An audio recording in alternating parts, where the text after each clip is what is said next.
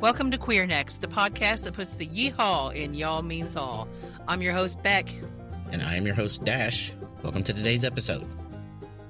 Someone pointed out that at the beginning of our show, we don't really do any preview stuff. So a lot of people will go this is the show where on this episode we'll do this. And I was like, because we never know what we're going to do. Right?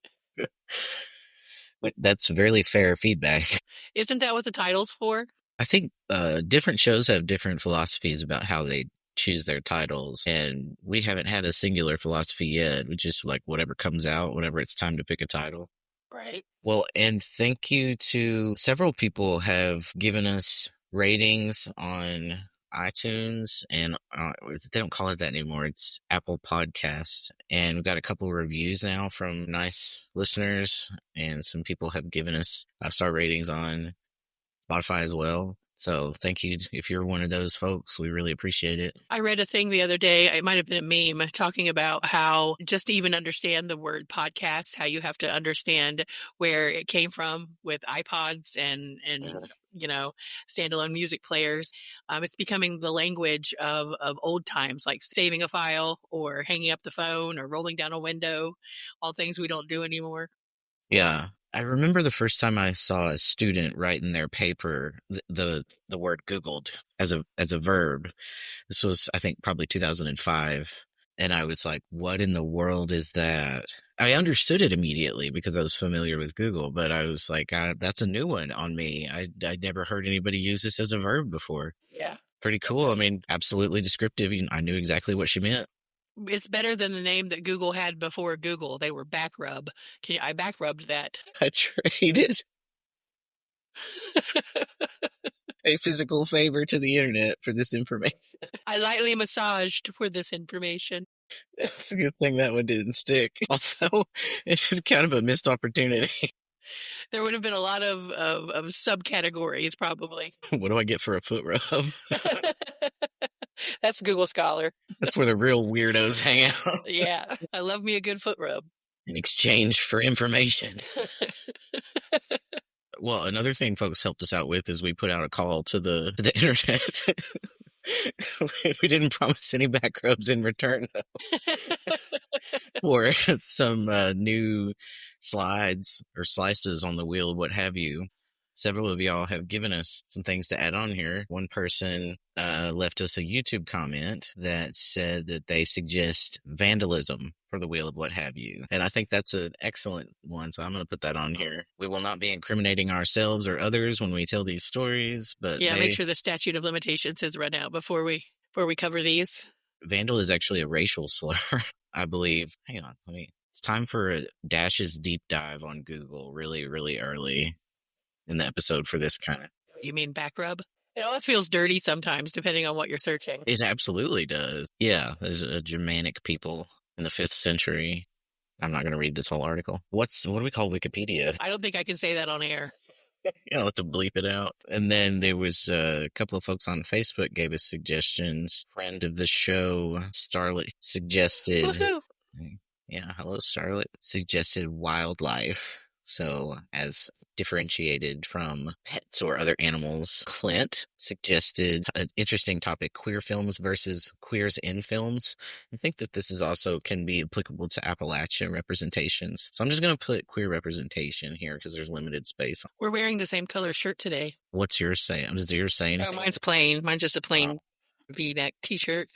All right. Yeah. So that's got us quite a few more options on the wheel here. So thank you to you folks. And we will need those on a rolling basis. So anytime something strikes you, you can, on threads, you can message us at QueerNext. Inebriation might be a good one. Oh, hell. That probably goes along with vandalism. Well. So we'll give that a spin here in a minute.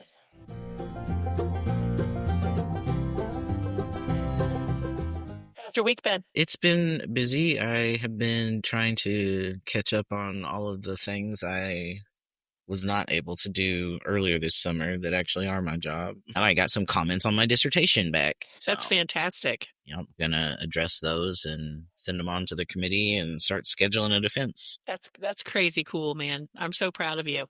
Dr. Queerneck. Yeah. I'm almost Dr. Queerneck. That was good enough for me. Believe me, I mean, it is all in what a person wishes to do. Plenty of people don't finish the postgraduate work they set out to do, and that's absolutely okay. 50% of people don't finish. Is it that bad? Yeah. But it would be within your reach to do so. I have a coworker who's in a similar position, done coursework and done, the beginning stages of prepping the proposal and the research and things. And that stage right there is, I'm ABD. I defended my proposal.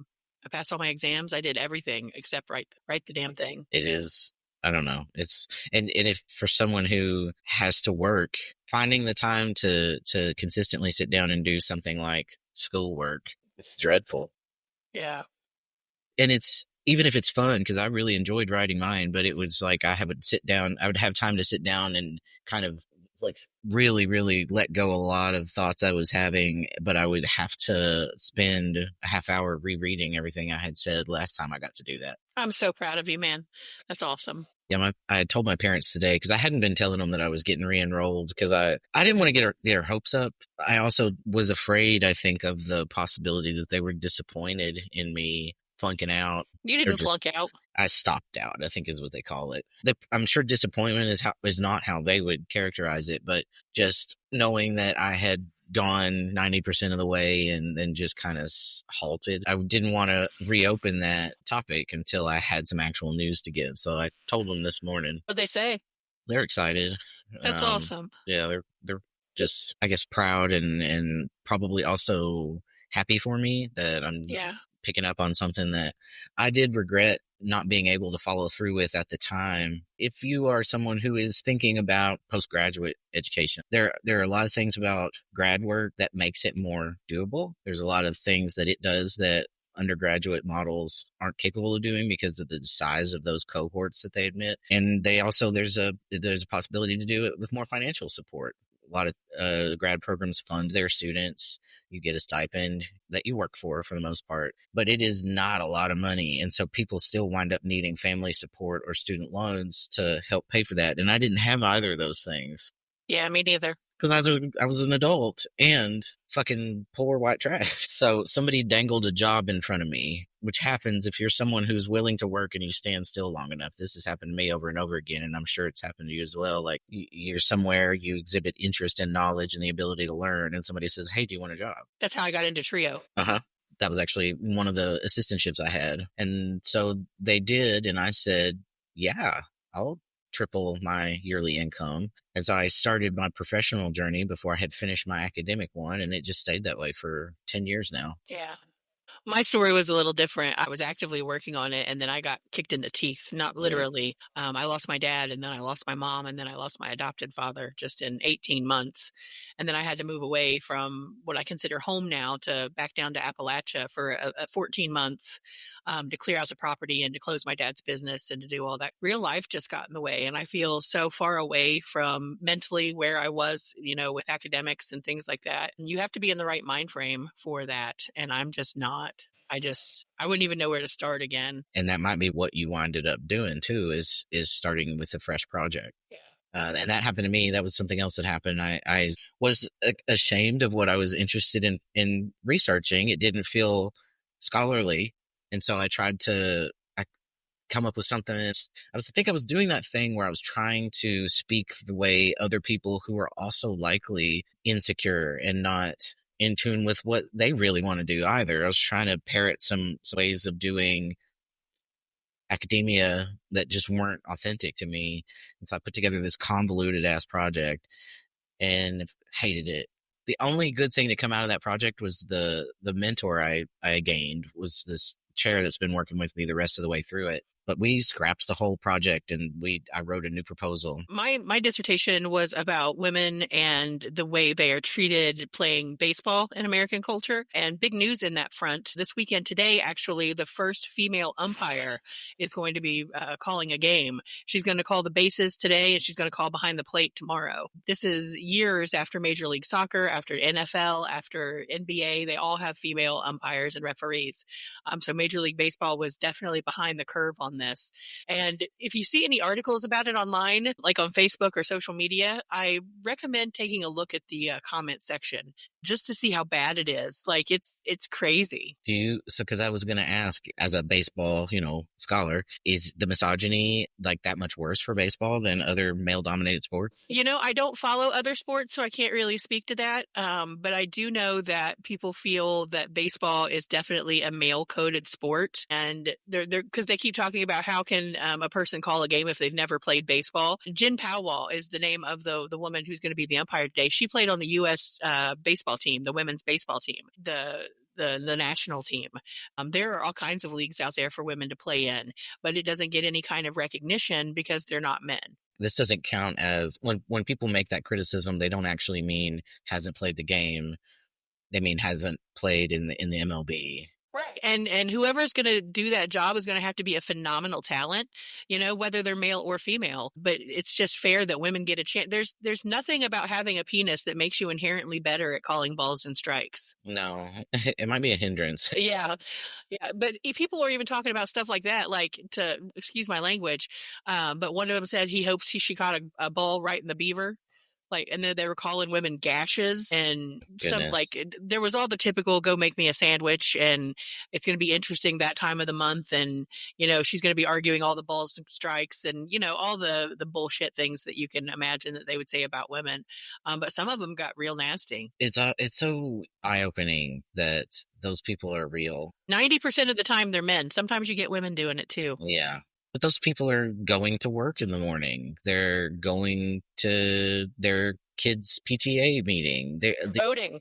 These people are out here breathing. Well, I don't think they should stop doing that, but I would love for there to be a bit more or a lot more. Think before you speak. Yeah. Do you remember all of these little things we learned in elementary school or in kindergarten about how to interact successfully with each other? Some of these people lost their thinking caps a long time ago.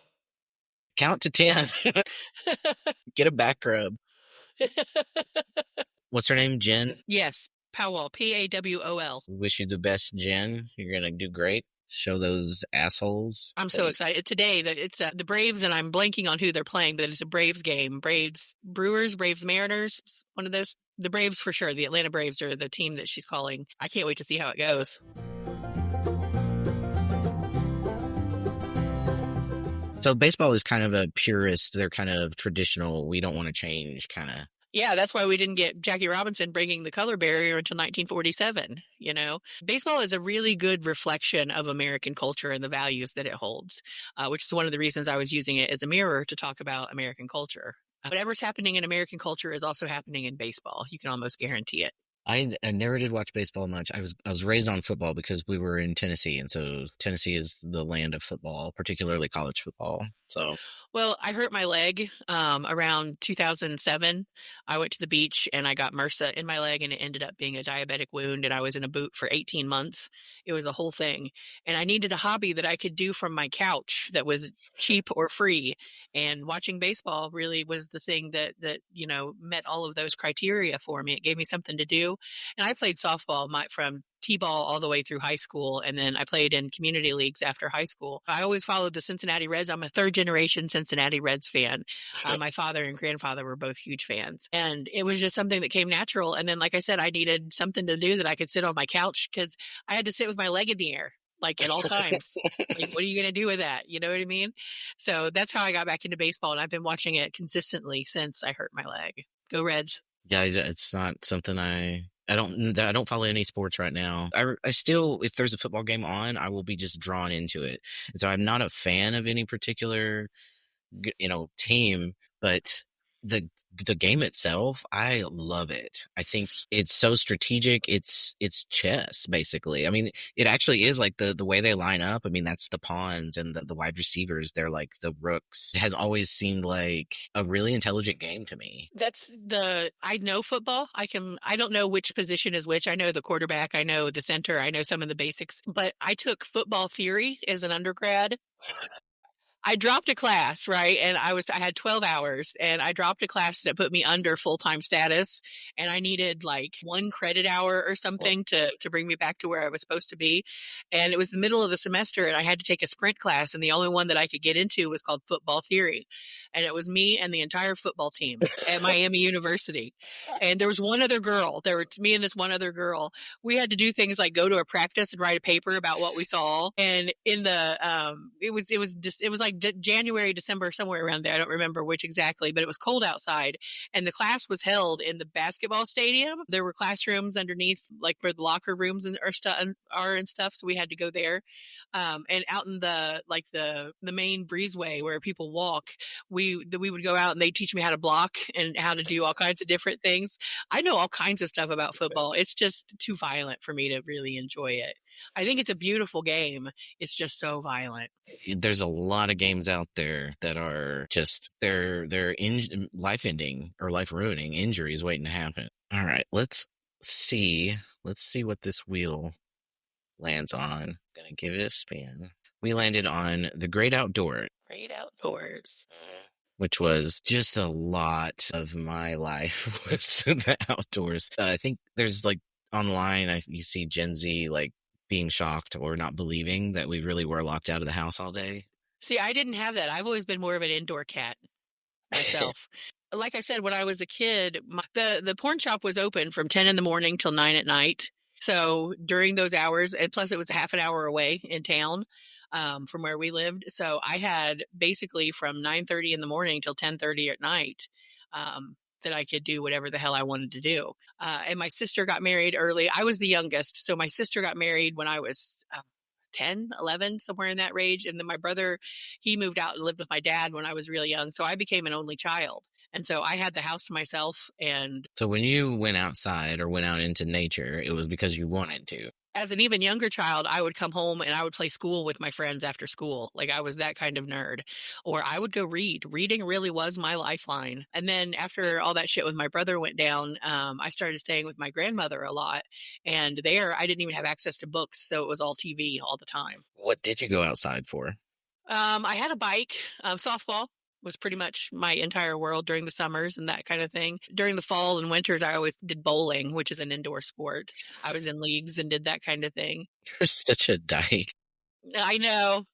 And people were so surprised when I came out. And it was like, no, come on now. I got my hair cut off my sophomore year of college, and I've never grown it back out.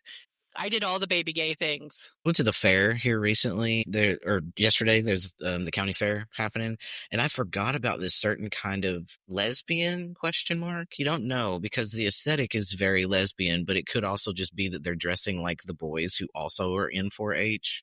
But you know, like that, like the ponytail lesbian with the shit kicker Carhartts, and my first girlfriend was a 4-H lesbian. Yeah. I love the 4-H lesbians, and so it had been a long time since I had seen some in real life. It's nice to know that they have them here. Yeah, we're everywhere, man. Yeah. So there are some girls that get a gay rap when they're not. My first girlfriend, she was a 4-H lesbian, but her mother looked like one. She had really short hair and she worked in a cattle farm, and it was her job to like inseminate the bulls. And, you know, she did all of the rough and tough. We do not inseminate bulls. You know what I mean? She would reverse that. She would inseminate the not bulls. Yes, thank you for catching me on that. It might have been a gay farm. You don't know. We didn't say we were trying to impregnate anybody. It was just Saturday night.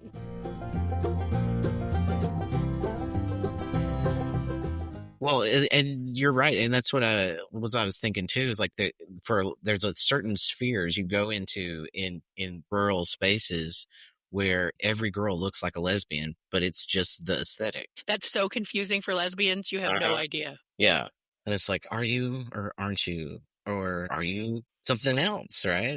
What is this? What signals are you sending? But it's, you know, like it's more like that's their culture, but the culture of that is very masculine. It's very gendered towards masculinity. If you're out working with, you know, big hot animals and stuff, it makes more sense to cut your hair off and, you know, that kind of thing. Wear jeans because you're going to get dirty. Yeah, I mean, and the perception of that as masculine is probably also just classed. Yeah, for sure. I never was in the 4-H or anything like that. Yeah, but me neither. but I was outside constantly. When we lived in the trailer park, was less the great outdoors than it was finding a place to be inside. So we would find, and when you're little, all kinds of things can serve as the place you play. So we would play in the ditch a lot. There was this culvert that went under the road. We would play inside that. I climbed a lot of trees, climbed a lot of buildings. But then there was a park down there in Jellicoe called Indian Mountain State Park that Mom and Dad would take us out to with our bikes so that we could, ride without having to worry about traffic as much. So it was a little bit of like you had to travel to find the outdoors when we lived in the trailer park. And then we just moved to a mountainside. So we went from playing in ditches and culvers and playing on gravel to having a whole mountainside to wander around on, and 70-foot pine trees. And I would climb trees. I would climb until the tree would become wobbly at the top. You know how a pine tree, like the way that the branches on a pine tree are, you can just climb them like a ladder. It's like a staircase that goes all the way to the top. And so, I was only 90 pounds or something. I would get real high up in the trees and just stay there. This is when I started to become really miserable with like being bullied at school and hating the fact that I was stuck being a girl. And so I would just climb up there with a book and a blanket or a coat or something, and I would stay 50 foot up a tree for hours. Wow. See, I would have had to do that stuff by myself, and I was not brave enough to go out and climb a tree by myself. I was by myself. Yeah. Yeah. No. When we moved to the town where I lived, we had 17 acres that our trailer sat on of hills, and there were 2 ponds on our property, and my grandparents kept an acre garden up on top of one of the hills, and it was just isolating. I grew up in the city part of my area, and we had an in-ground swimming pool, and that's the kind of thing that I was used to playing. Or I'd be out on the porch, or I'd be inside reading. And then we moved. Then I hung out with my grandma a lot, and then when I was in the 6th grade, we moved to from where we lived in the trailer. And by that point, you are usually already set in the way that you recreationally behave. I was just a TV watcher and a reader. That's been basically the ways I've consumed media for my whole life. Yeah. I wish I would have had more time outside, because I think that has something to do with my weight, where I've battled my weight my whole life. But summer was for softball, and that's what I did outside. Yeah. It's like all of the free time, I guess, that I had outside was pretty much the summer, because I had so many like chores and things too. And so that a lot of that during the week or even on weekends, time spent outside was mostly just killing time until we were allowed to come back in for dinner. Like streetlights come on, or Mom, she would yell out. She'd be like, "Time for dinner." And then we could watch Sesame Street and Star Trek. That was what we was allowed to watch after dinner. Did you ever go camping? Yeah, not as often. That's what we did for vacation. We went, my grandparents bought this little trailer, a mobile one, like a camper trailer, and we would take it to Pike Lake in Adams County, Ohio, which has a little river and a creek. The first time I ever took a bath in a creek was at Pike Lake.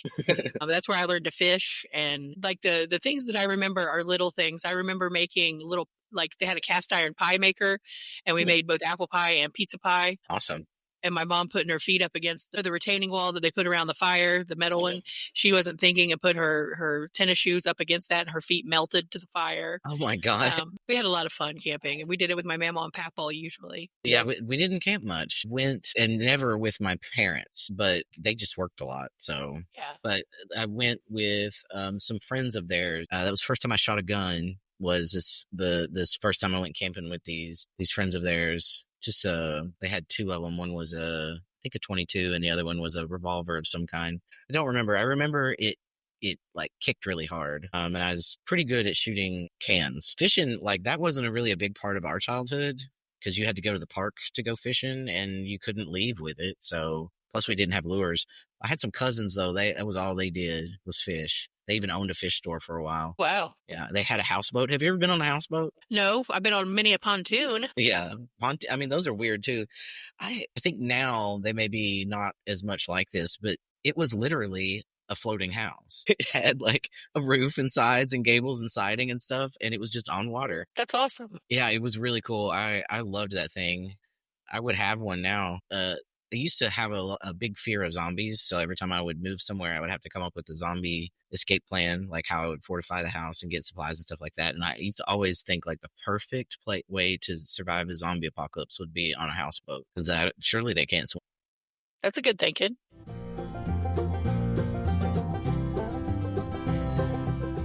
I worked on, let's see, this was the summer after my freshman year of college. I worked as a whitewater raft guide for some outfitters there on Cumberland River at the falls. So they're below the falls. It becomes like a class 3, class 4 out of the class 6 rating system. My parents live right there by Cumberland Falls, and my mom was working at the restaurant at the falls that summer.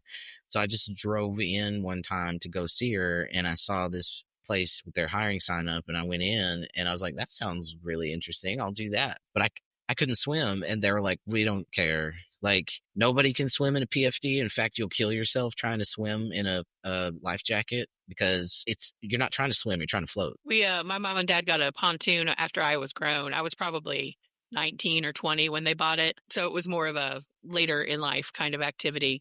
But we had a lot of fun. We go to Grayson Lake and Rocky Fork Lake. Grayson Lake's where I got hurt. Rocky Fork is out by Serpent Mound. It's like they're next to each other. Serpent Mound is really cool. I don't know if you've ever explored it online or anything. It was found in the wild by Harvard researchers who were basically mapping the area back in like the 1840s or something like that. I might be a little off on the years, but it was definitely the early to mid 1800s. And they found this, and it totally lines up. The waves of the snake line up with the different seasons, and the mouth is eating an egg. And if you look at it the right, it fits the summer solstice. It's really cool. Yeah, I'm looking at it now. There's a lot of mounds where I grew up. Mound Park was right across the street from my my elementary school. We would go over there and have lunches and stuff. I had a horseshoe burial mound there, but mounds are all over the place down in Southern Ohio. Yeah, there's mounds in Tennessee too, but I don't remember them being in the shape of animals or anything. Yeah, effigy. They call them effigy mounds. Yeah, or just regular burial mounds. I remember finding arrowheads at various places where there were mounds and stuff. I forgot about that. Not a lot. I think I found maybe 2 or 3 the whole time we lived down in that area. We only lived on that mountainside maybe, well, no, it's probably like 5 years, because I was a junior when we finally moved to Kentucky. That was also where we found the abandoned house that had the mounds of adult magazines in it. Yeah. That was on that mountainside. And it was like in a movie where people, like, their car has broken down and they're walking, trying to find somebody to help, and the trees part, and this just wrecked looking house comes into view. One time, it was right. I got my license. I turned 16 on September 1st, and then I got my license on October 5th. Like, it was, I did my driver's ed and got my license within a month, right? It was pretty fast. And I was a pretty impulsive driver when I was young. I got in several accidents in my first car. And one of them, I was going around a curve too fast, and my car slid off the road and slid into the hillside that was next to the road. And this lady, I was 16 and I had 2 of my friends with me, and we were on our way to the school to do something. It was dark out, and we didn't know what to do because this was before cell phones. And there were a couple of trailers because we were up a holler, and there were a couple of trailers sitting there. So we walked up to one to see if they would let us use their phone. And the lady was like, honey, just tell them that a deer jumped out in front of you. So being dumb, that's exactly what I did. I didn't want to tell my dad that I had, been going too fast. And so he called a friend of his that had a tow truck. We didn't even get the cops involved. We just had a tow truck come get me and tow it to the house. And my dad is the one who fixed it. But he got there and it was dark out, and he had a flashlight, and he looked at the marks I left on the road, and he looked at me, and he looked at the hill, and he went over to the boys. He's like, tell me the truth, boys. There was no deer, was there? And the guys were like, oh. They talked about that for a long time. But yeah, we call that the invisible deer, hitting of an invisible deer. We still talk about that. I remember that impulse from, like, the first time you wreck your parents' car or something. Yeah. And like, oh God, do I tell the truth? Like, what version of the truth do I tell? Yeah. He sorted me out in minutes. Well, and for me, like, I was never doing anything. It's not like the worst.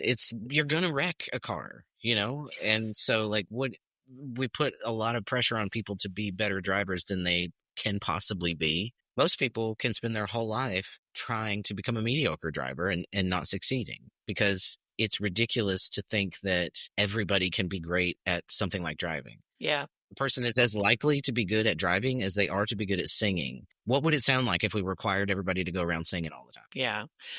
What made me be a good driver was I was the last car in a 5-car pileup. Yeah. I don't recommend that at all. Your insurance goes through the fucking roof. Basically, I was tailgating a car too closely, and that car, there was a car stopped in front of it, and the car that I was following veered over into the right lane real fast, and I didn't have time to stop at the van that was stopped in the middle of the road.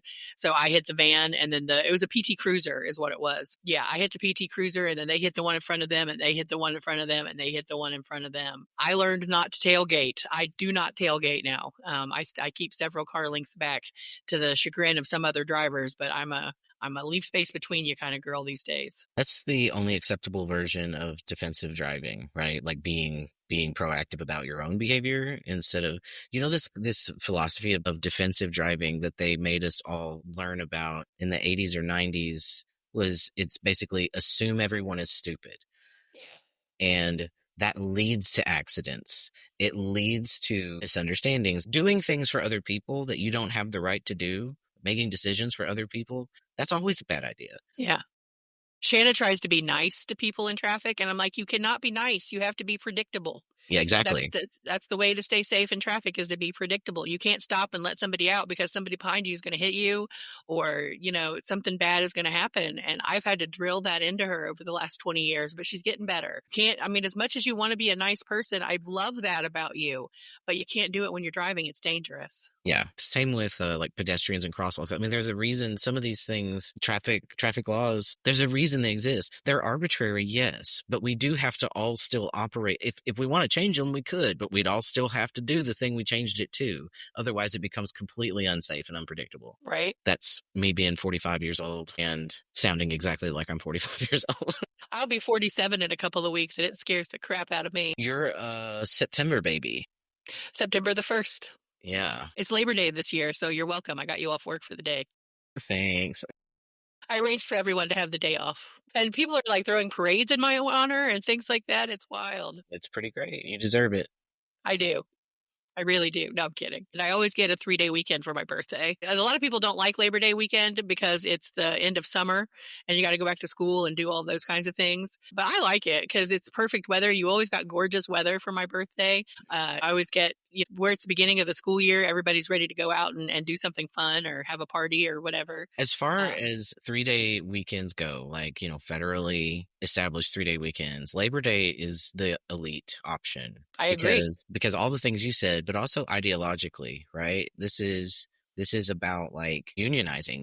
This is when workers advocated for themselves. Conversely, we've got other ones like Memorial Day or the 4th of July. But they give you a job. All of those things give you a job. Like the 4th of July, you got to go out and have a picnic, or you have to set off fireworks, or there's some ritual involved with that. Memorial Day, you got to go out and decorate graves. Yeah. Labor Day, you just got to party. Memorial Day never bothered me until David died. It did not, and I'm sure this is not a shock, right? This makes total sense. But my relationship to that particular day before and after is I can't function on that day. Because I'm afraid of what I'm going to run into. I'm afraid and they'll spring this shit on you. Memorial Day is filled with jingoistic flash mobs. Like you'll roll up on a business and it'll be taps on the radio or something. And I kind of black or brown out, I guess, when I hear taps. Oh my God. So I started my master's program like maybe a year and a half after David died and didn't know anything I did not know that you could get PTSD from the sudden, tragic, violent death of a loved one. And I just hadn't been able to actually mourn or process. And I just started grad school like everything was going to be great. And it wasn't Memorial Day because we were in class. It was Veterans Day, I think. That's the one that's in November. Yeah, 11/11. Yeah, and we were in this building in the center of campus right next to the quad, and the windows were open, and from the quad comes at first it was taps, and then Amazing Grace on that horrible rendition of Amazing Grace on the bagpipes. And I was like, what the fuck is happening? I started to have this physical reaction that I didn't understand. And then I started bawling, crying, and I apparently left the class. Well, I know I left class. I just don't remember doing it. I had to go back for my books later. And I was like, what in the hell was that? Wow. I think my first time like actually dissociating from trauma. Yeah. That's crazy. And they'll just throw that shit around out there like it's not out here doing things like that to people because they don't Yeah. But on the other hand, anything can be really traumatic like that. I remember when my brother died, we buried him in an Ohio State jersey because he was such a football fan. He didn't graduate from high school, but he has Ohio State on his headstone. When I die, I'm not getting any colleges on mine. But like a couple of months after he died, I was at Walmart and I need glasses, but I don't always wear them. So somebody at a distance is it a real fuzzy. And I saw a guy wearing an Ohio State jersey and shorts and he had a goatee and dark hair. And it stopped me in my tracks. Yeah. How can I ask people not to wear their Ohio State jerseys or whatever? You can't do that. You got to just learn to deal with it. But it was a trigger for a long time. Somebody with a goatee wearing a Ohio State jersey. You never know when things are going to really get you. No, because it just attaches itself to whatever's handy, because really all it takes is just sort of some common element. Yeah. And there's many of them. Yeah. Well, would you like to hear from this week's sponsor? I would. Hey.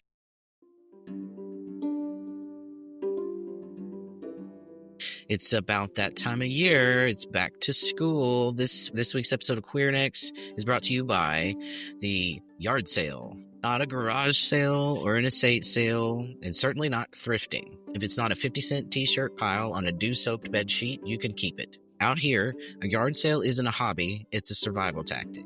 It's where necessity and creativity meet, shake hands, and gossip about the neighbors. When money's tight, you get inventive. You turn a bedspread into a Halloween gown. You stack cinder blocks into a bookshelf that definitely won't pass the safety inspection. You find a dented punch bowl for 50 cents, and suddenly it's the centerpiece of your cousin's wedding. For queer Appalachians, these sales are our supply chain of self-expression. Wigs for $3 a piece, flannels so perfectly worn in they feel like they've been through breakups with you, a vintage Pyrex casserole dish that somehow smells like both lasagna and White Diamond's perfume. And oh, the stories. That sequin blazer worn once to a county fair pageant retired after the incident. Those mismatched mugs are from when the throuple down Egan Holler split up. And that painting of a fox in a suit? You don't want to know about that, but you definitely need it in the main bathroom of your mobile home, the one with the deep red carpet. We don't shop yard sales just because they're cheap. We shop them because they're ours. Every dollar stays local instead of heading to a big box store 3 states away. And in a place where wages are low, options are few, and queerness can still earn you some side-eye at the Piggly Wiggly, a yard sale is safe ground. Commerce as care, resourcefulness as resistance. Here, scarcity turns into style, rust becomes retro, and hand-me-downs become high fashion if you pair them with enough confidence and maybe one rhinestone too many. This week's episode is sponsored by yard sales. That's fun. That was our back-to-school shopping when we were... It's always a tax-free holiday when you're at a yard sale. Did you ever put on yard sales? Oh, yeah. Yeah. Oh, yeah. Getting up at 4 a.m. I just remember like the grass being so like wet. I had a real reaction to putting a blanket down on wet grass to put like, items on it for sale. Last year, my mom died and my best friend's mother was in dementia and was in the process of passing. So we both had houses full of crap to get rid of. Mm-hmm. And my wife was working as her medical assistant. She was helping her mom with her mom and doing stuff like that. So basically every weekend last summer, they had a yard sale. They had it perpetually going on. And we sold ashtrays. We sold quilt sets. My mom had built on the room to the house. They added a gift wrapping station. And my mom probably had 300 gift bags. She would go to like CVS after like Thanksgiving or Halloween or whatever and buy out all of their bags for like 10 cents a piece. And she had hundreds of them. We sold them all. What is the gift wrapping station for? For Christmas, birthdays, basically so she could take a present and just walk back and have her scissors in a place and have all the wrapping. Yeah, she had all of that. She had electric scissors. She had all kinds of fun stuff. My mom was a see it on TV kind of guru. She had all of the as seen on TV, like the potato gloves. Did you ever see those? They were gloves with little bumps all over them. Yeah, they were really shitty. They seemed like it. Yeah, everything that was on as seen on TV, she had to have it. She was big on that kind of stuff. Yeah, my mom has dabbled in the as seen on TV stuff, but she's not much for. So, do you know about the as seen on TV aisle in Walmart? Oh yeah. That's where hers came from because my mom is afraid of the internet. Yeah. Mom got a credit card and had Amazon and eBay at her disposal. I don't know how my dad bankrolled it. I don't know if my mom is serious about this. It's hard to tell with her sometimes, but she has expressed believing that the internet is an entity that has a personal grievance with her. so she refuses to do online shopping. My mother-in-law won't shop anywhere online that doesn't take PayPal, but she's also a conspiracy theorist. And she sent me a video yesterday. She sends me some of the strangest videos. She sent me one yesterday that was 28 minutes about typo blood, about how it's a powerhouse or something. I have B positive, so I really don't care about O positive blood. She's a big fan of RFK. Oh, goodness. Yeah, she's really cool. She's a really kind woman. She's just gotten into some dark parts of the internet. Yeah. I mean, a lot of folks are just fully fucking defenseless against that rhetoric or those kinds of media. You really do have to have a certain pre-existing facility with understanding those types of things. If not, you're some just sophistication. You're just going to be taken in by it. Yeah. And that goes in every direction. That is not limited to the political spectrum. I know lots of crunchy lefties that believe that microwaves remove the nutrients from food. Right. Because somebody wrote a blog post about it. I have a friend who, if she hears this, she's going to think this is targeted to her. It is not. You're not the first person who said that to me. If you can incorporate the right mixture of pseudoscience and preying on someone's anxieties, you've got a winning combo. Yeah. Like she made her own, quote unquote, her own ivermectin by cooking in a crock pot with like lime peels or something, lemon peel. I don't know what the hell she was doing, but like that's the kind of stuff that they were doing. She swears by it. And I'm like, all right, you take your deworming medicine. It ain't hurting me none, I guess. Can't you like accidentally make some sort of chemical agent from boiling the rinds of some? I know you can make ricin from, I'll have to bleep this. You can make ricin from processing the seeds of a certain commonly available fruit. Oh, wow. My mom was all about this particular mushroom that was supposed to extend your life or something in the 90s. I think people are just afraid of getting old. Yeah. My mom embraced it. She was a chain smoker and a chain drinker and bingo enthusiast and all the things that come with being older, I guess. There's a bowling alley in this town, I realized. It's got 3 things in it. One of them is a bowling alley. I think I'm going to go over there and check it out. Because I feel like if my people are here, they're in there. Yeah. I love a good bowling alley. Me too. I fucking love a bowling alley. Just the mechanical ingenuity of the machines, the weirdness of the sport, the various rituals and etiquette. And it's usually a fairly safe place to be. Yeah. Considering the kind of facility it is. Yep. I was in leagues. You can go back and look at the newspapers from like 1987 to 1991, and my name was in the paper every weekend for the bowling leagues. There weren't a whole lot of girls on the leagues, so they would publish the boys' results and the girls' results, and I was always on the high end. So literally, my name was in the paper every weekend. Did you ever bowl a 300? No. 260-something is the highest I ever got, and that was once. I saw one once. And I've seen them before. Yeah. I worked in bowling alleys for about 7 years total and saw one. Yeah. Oh, they happened on the leagues sometimes. My parents were my mom was in 2 different leagues. She had the Sunday night mixed league that she and my dad played with my grandparents. And then she had the Wednesday afternoon ladies league where it was just her and her friends. I saw a couple of 300s in the mixed league. I hated league bowlers because I was the mechanic. And so I had to run the lanes. So I put the oil pattern on the lanes. Anytime somebody was having an off night, it was my fault. Yeah. When I've had my first interview in a white collar setting at a university, they asked me, how I say, like, tell us about a time when you had to manage competing priorities and interests and basically keep multiple parties happy at the same time, even though those parties wanted different things. And I used example from the bowling alley and league bowlers. Like they think I have magic powers if they can't hit their split. Right. Yeah, it's a lot of ritual, like you said, and a lot of superstition around bowling. But I mean, it's one of the only sports where you can actively get fatter as you're playing the sport. It's not a hindrance, and sometimes it's actually kind of a help you out. Yeah. Because then skinny bitches be out there struggling. Yeah.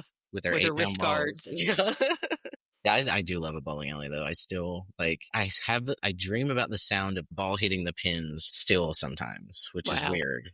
I had a red sparkly ball with a cat on it, and it said perfect on it.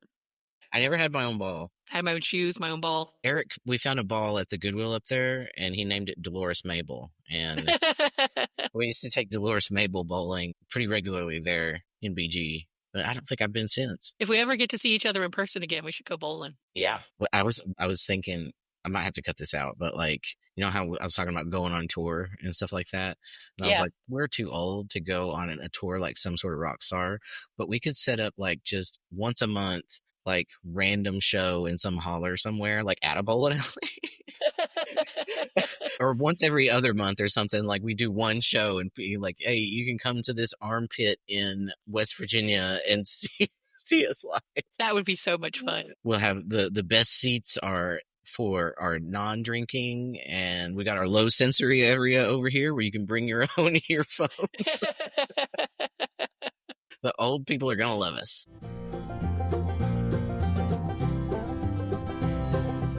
Absolutely. Old people do like me. I know that because of my bingo years. It's just learning. It's just being able to talk to, or just pay attention to the way different generations communicate. And a lot of people just want to be seen, especially as they get older. And seen as still people. Yeah. I ran into a baby. So babies love me. Too. And dogs. And I think it's because I look at them, I make eye contact, and I trade affect. A lot of people, if kids don't like you, you're probably not looking at them like they're another person. Yeah.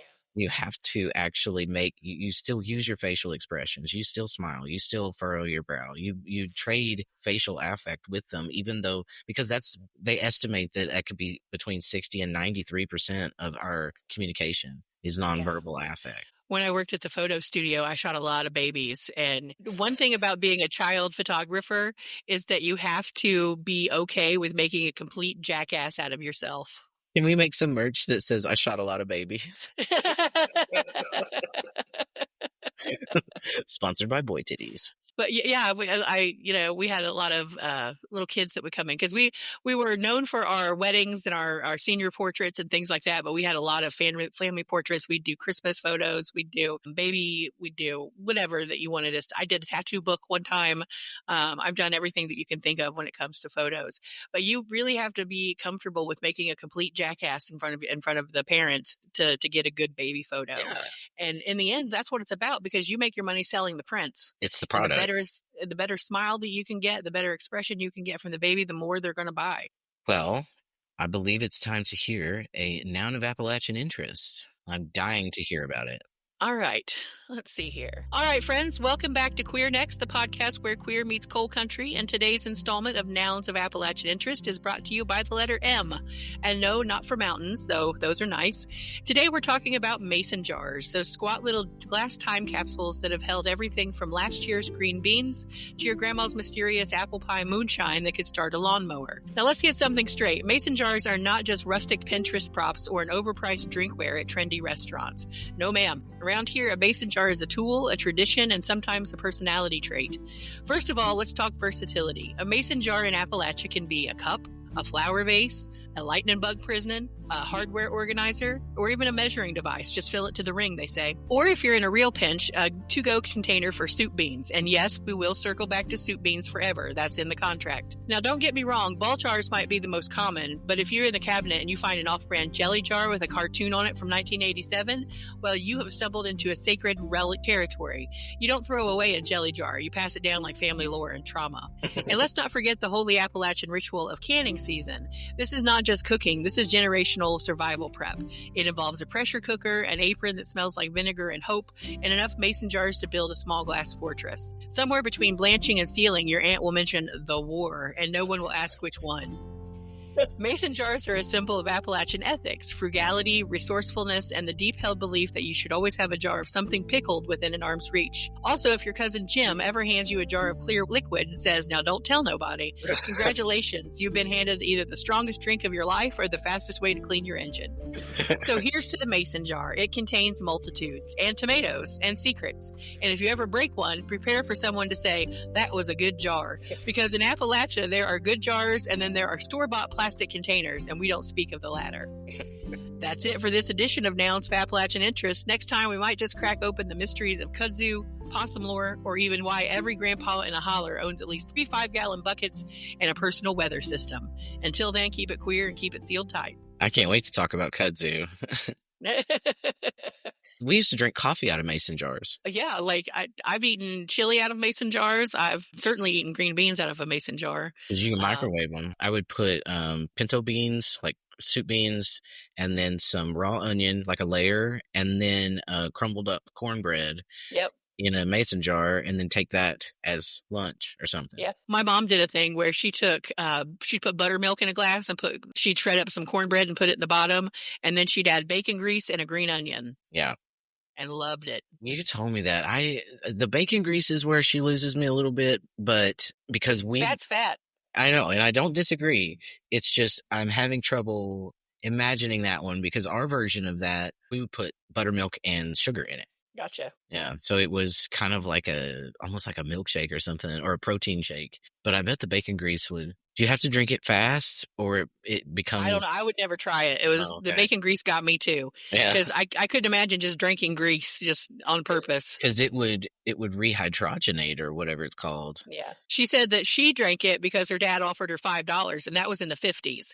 So to try it, and she loved it. She was the only one of her 5 brothers and sisters that tried it, and she drank it her whole life. My papa drank buttermilk with every meal, and I could not get down with that. I'm not going to just sit and enjoy a glass of buttermilk. Yeah. And I did try it, and I don't recommend it. But I guess I never did ask him his reasons. I wish I had. I wish I'd asked him why he preferred that over sweet milk. Do they call milk sweet milk where you from? Mm-mm. There's buttermilk and there's sweet milk, which is just regular pasteurized milk or just cow milk normally. But my Jenny was in the hospital one time and she wanted some milk, and so she asked the person who was attending to her for some sweet milk, and he went and put some sugar in some milk. Brought it back like, here you go, you fucking weirdo.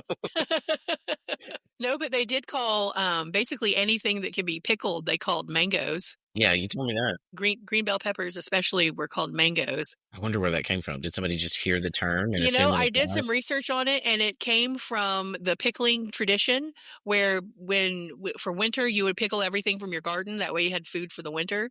Somebody pickled some mango or something, and it came from that tradition. In certain parts of the United States, particularly the Midwest, some people, especially older generations, refer to green peppers as mangoes. It is a historical linguistic quirk, not a mistake. During colonial times, when mangoes were imported, they were pickled for the journey. Okay. So yeah, by transitive property, anything pickled became mango because that's. Yep. And then fresh green peppers became mangoes in their place. It evolved into that. So I didn't know what a mango was till I was in high school. I didn't either, but it was because I'd never even heard the word mango. Yeah. I'd only heard it in terms of the green bell peppers. My grandparents always kept an acre garden up on the hill because they lived on the land that my parents lived on as well, the 17 acres that we had, and they grew everything. They grew cucumbers and tomatoes and carrots. And at Granny and Peppa's house, because they had theirs right outside the back, it went down the side of the hill, and I would take a salt shaker and a pepper shaker and just go sit in the garden and pull stuff up and eat it. Yeah, there was a cellar that they built on ground level. It was cement and dark and built into the hill behind my papa's house. There were still cans in it when I sold the property this last year. I didn't go in and clean them out. I left that to the next person because I didn't want botulism. Was it did it have concrete in it, or was it just earth? It was completely concrete. Because I think we still might call that a root cellar where I'm from, even if it had concrete in it. But for the most part, it would be.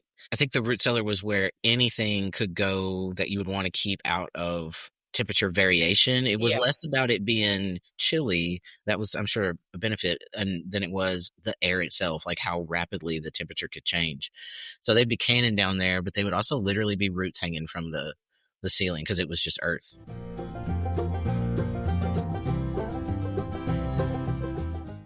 They had built everything they needed on that little property. The people that bought it really got a good deal on it. I wish I could have stayed there. I wish I could have handled that much property, but just cutting the grass was overwhelming for me.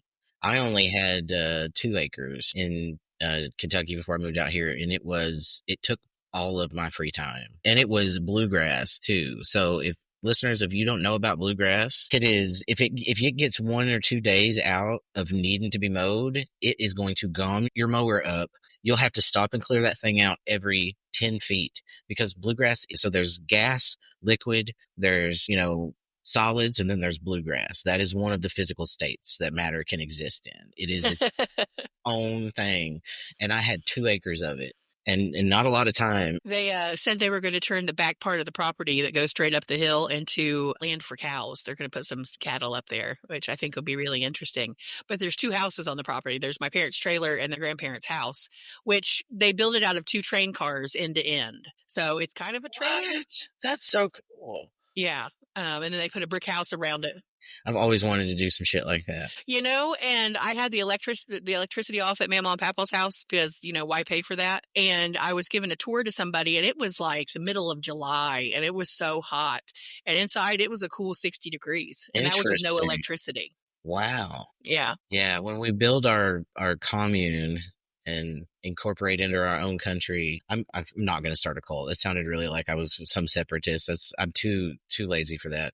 But I thought a train car is like, I've seen people like dig trenches and put them down in there, and they live in underground tunnels. They just set a foundation, put 2 train cars on it, and built a house around them. That's so cool. Yeah.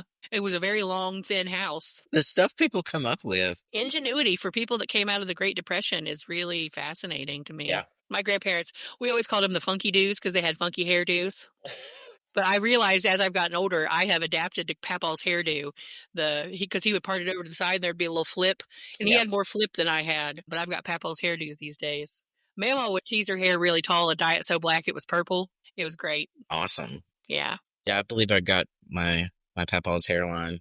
I actually look like, this happened to my brother too. We both look like an exact 50-50 split of both of our parents. That's how I am too. People will be like, you look just like your dad. And then somebody will be like, you look just like your mom. And depending on the picture, I really do. Yeah. When my dad was in hospice, I went down to Virginia to stay with him for a couple of weeks. And I went to like his doctor to pick up something, and I went to his pharmacy, and people just stared at me like, wow. And the hospice nurse, she came in after I was sitting there. She's like, whoa, you got to be his daughter. I'm running a session for our incoming students, and there's an example I used in there of code switching with my dialect and sort of showing how context will help. Context is so integral to code switching. I told them the phrase kindly favor, and I said, you know what those words individually mean? Can you guess what they mean in this phrase? And I said, he kindly favors him. And they were like, no. And so I said, okay, my brother kindly favors me. No. Okay, so I said, my brother kindly favors me, but he is taller.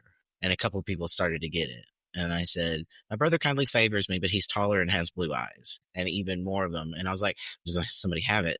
And several of them did. They said, yeah, does it mean to look like them? And I said, it does. And I was like, how? The first piece, you didn't have any context information to figure out what I might be talking about. But as I began to build up more context, you understood that it was about looking similar. You understood that it was 2 siblings. And so you were able to put it together. The issue is that like I would have no way. So I went to college, had no way of knowing that nobody knew what I meant when I said he kindly favors him. And so it's then your job to say, I'm sorry, would you say more about what that means? I haven't heard that phrase before. Instead of politely smiling and nodding, in which case no communication has occurred, and I later am made fun of for saying something super alien.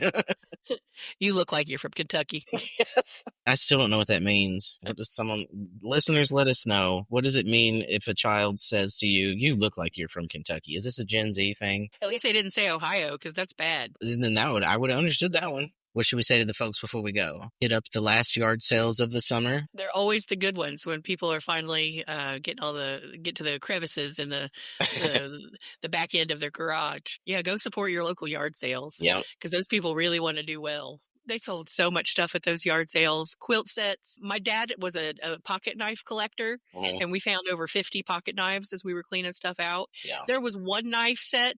I don't know where he got it or why he owned it, but on the knife itself, on the handle, was the plane crash of 9/11. I feel like I've actually seen that merch in one of those like gun magazines. Do you know how you could order merchandise from magazines?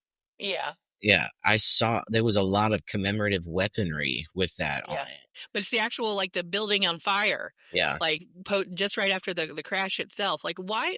He didn't care about 9/11. He wasn't from New York. He didn't have any tie to any of that. Why did he own that? Some of the most random things we found when cleaning out my parents' stuff. It was wild. Well, our parents are just as weird as we will eventually wind up being. Yeah, but it really, nothing will make you simplify your life like cleaning out your parents' house. Yeah. Like you become a minimalist when you do stuff like that, because you're like, why are you keeping all, like, why did you need 8 cookie jars? Why does anyone need 8 cookie jars? I don't have 1 cookie jar. Exactly. My mom had 8 because she had a credit card and their eBay existed. So. And a handle of Old Canadian or whatever it was. One of the things we left behind because we couldn't sell it, do you know those machines that you basically stand on it and you put the belt around your waist and then it shakes you to death and it's a weight loss? She had one of those. She bought it on Amazon for $200. I think it's called not a shake weight. It's a shaker exerciser. Shaking belt exercise, vibrating belt machine. Yeah, she had one of those in her bedroom. Interesting. What the hell are you supposed to do with that? Nobody wants to buy that. And what, I don't know. Yeah. Mom had the weirdest stuff. I hope someday when people are going through my things, they're like, why?